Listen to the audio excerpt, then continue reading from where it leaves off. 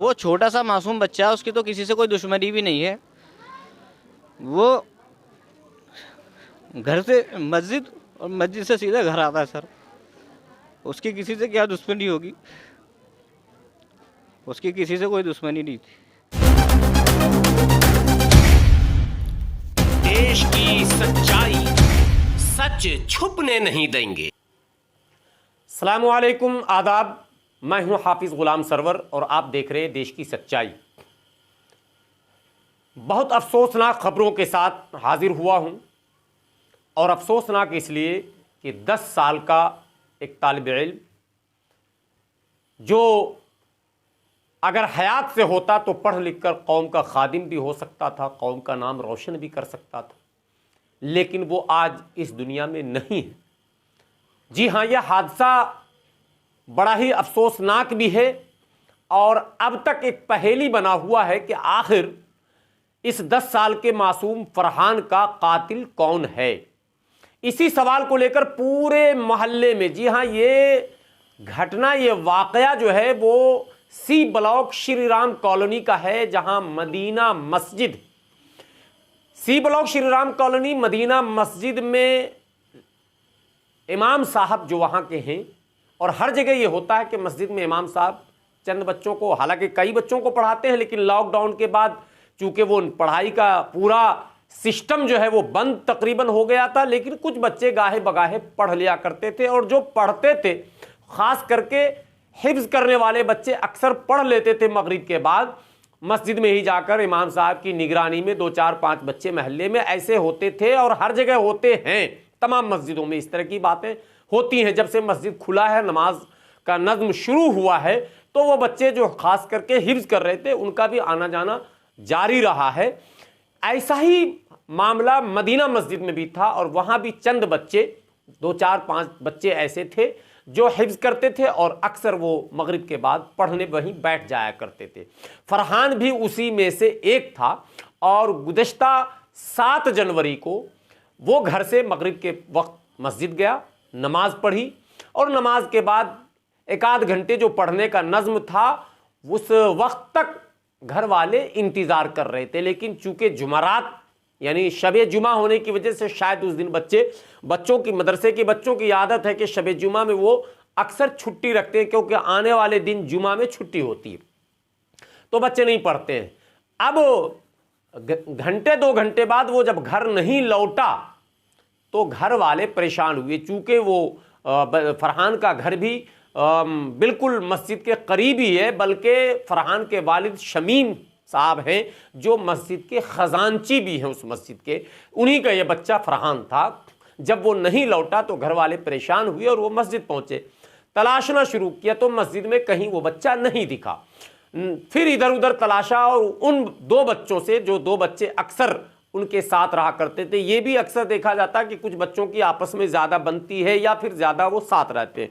2 बच्चे, एक जुनैद एक फैज़ान है, वो भी महल्ले का है, और उन दोनों बच्चों से पूछताछ इनके घर वालों ने, यानी कि फरहान के घर वालों ने किया, लेकिन उन दोनों बच्चों ने जो जवाब दिया उससे वो मुतमईन घर वाले नहीं हुए और तलाश जारी रही। इस दरमियान मकामी पुलिस से भी राब्ता किया गया, और पुलिस ने भी ये आश्वासन दिया कि आप घंटे 2 घंटे और तलाशिए, हो सकता है वो इलाके में कहीं पर हो, और अगर ऐसा नहीं होता है तो फिर हम मुकदमा दर्ज करके बाज़ाब्ता तफ्तीश शुरू करेंगे।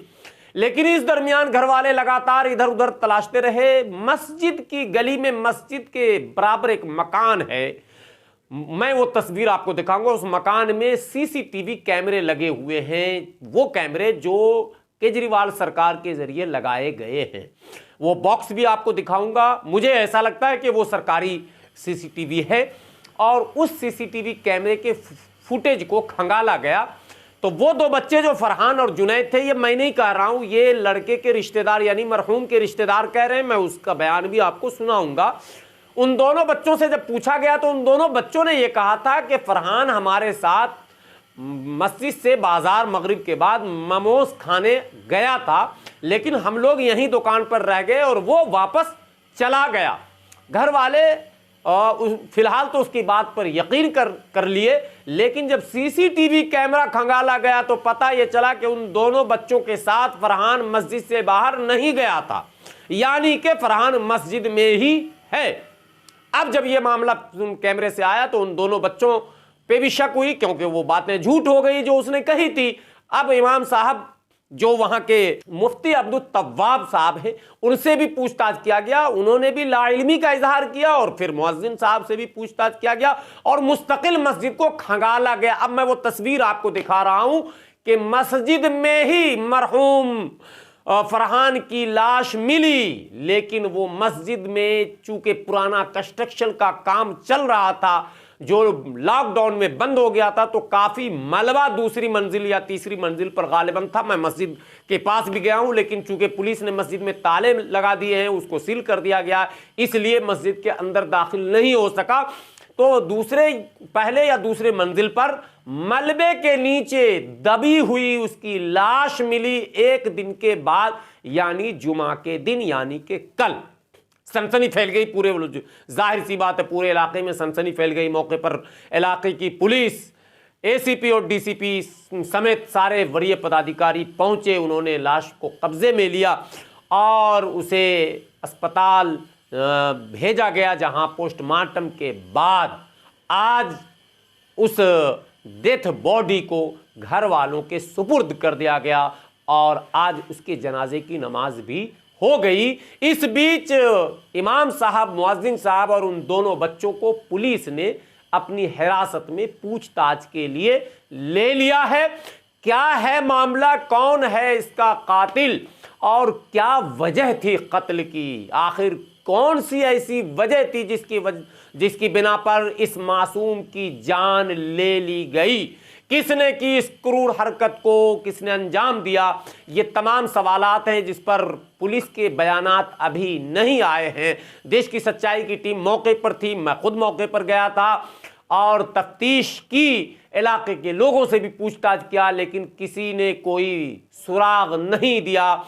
मैं वरीय पुलिस पदाधिकारी से भी राब्ते की कोशिश में था, लेकिन नहीं हो पाया। कल इसकी कोशिश करूंगा। क्या पुलिस किस नतीजे पर पहुंची है, पुलिस किसको इसका जिम्मेदार मानती है या फिर कोई और एंगल है, आखिर क्या है वजह, ये तमाम वजूहात को जानने की कोशिश मैं करता रहूंगा और सच्चाई आप तक पहुंचाने की कोशिश मैं फिर कल करूंगा। लेकिन आज जो खबरें मिली हैं मैं आप तक पहुंचा दिया हूं।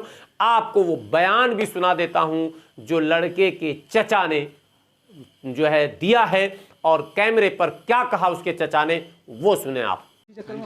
क्या हुआ था ये बताइए।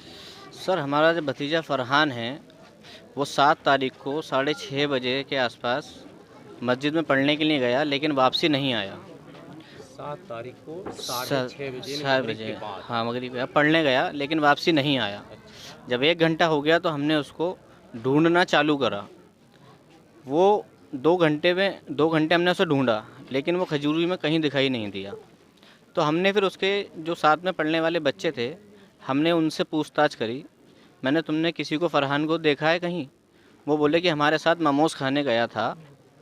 मोमोज़ खाने के बाद वो पहले आ गया था और हम मोमोज़ खाते रह गए थे। हमने उससे पूछा तू क्यों जा रहा है? वो बोला कि मुझे कुछ काम है, तुम मोमोज़ खाओ और मैं जा रहा हूँ। लेकिन वो मस्जिद में वापसी नहीं आया। अब वो जब बच्चे बोले कि हम मोमोज़ खाने गए थे तो हमने सीसीटीवी फुटेज खंगाले। सीसीटीवी फुटेज में हमको जो मिला वो ये मिला कि वो 2 बच्चे जो थे, जो ये बता रहे हमारे साथ मोमोज़ खाने गया था, वो 2 ही अकेले गए थे।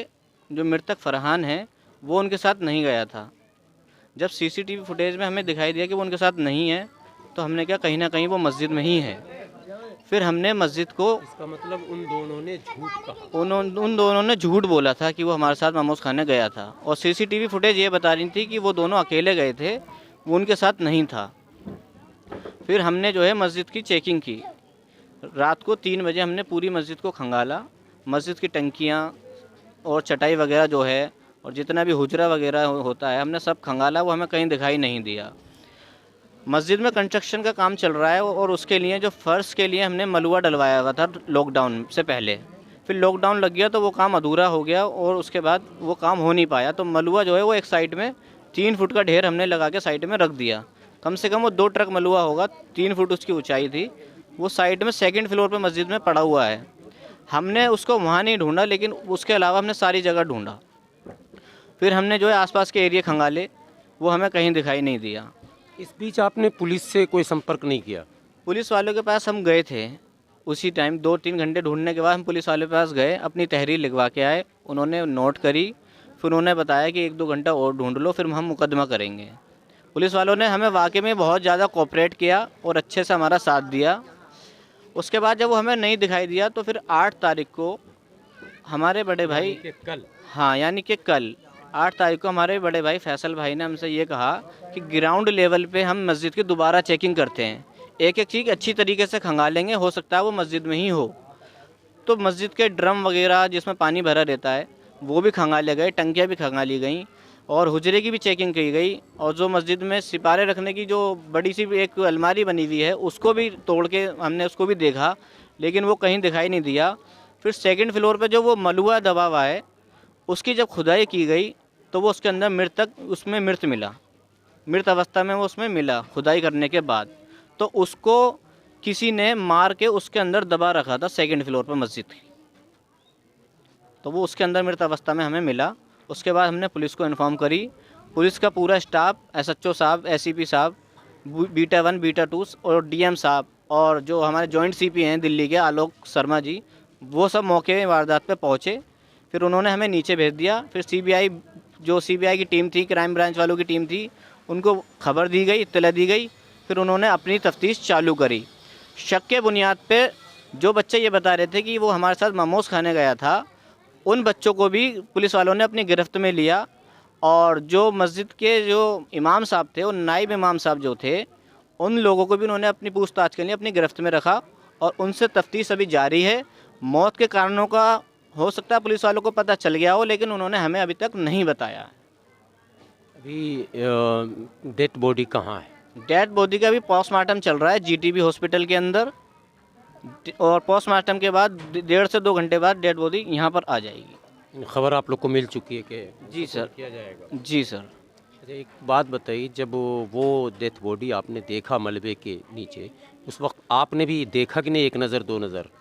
जी, हमने उसको देखा, वो मृत अवस्था में ही पड़ा हुआ था। कहीं उससे कुछ आप शक की सुई नहीं कि मृत अवस्था का मतलब है कि ऐसा लगा क्या कि उसके साथ मैंने किसी धारदार हथियार का इस्तेमाल हुआ या गला दबाया गया या क्या कारण रहा, कुछ अंदाज़ा आप बताएं। सर, उसको जो है ना तो धारदार हथियार से मारा है, ना ही पर कहीं निशान, कहीं चोट के कहीं कोई निशान नहीं है। उसको गला दबा कर मारा गया है, गले पे उसके निशान हैं।